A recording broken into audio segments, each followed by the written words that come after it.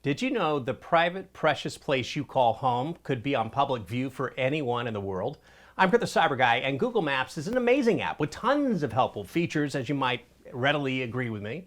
But the Street View offers a front row seat to the most addresses on the internet. Now, if you want to request that Google blurs out your home, it is a lot easier than you may think. First, here's what you do. Go to maps.google.com on your browser and put in your home address there into the search bar. Then tap the photo that appears to see if it's a front view of your home.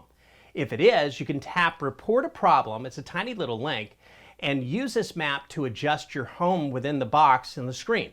Then answer the questions of what you're requesting to blur. Tap My Home, then provide any additional information. You'll need to provide an email address and prove that you're not a robot.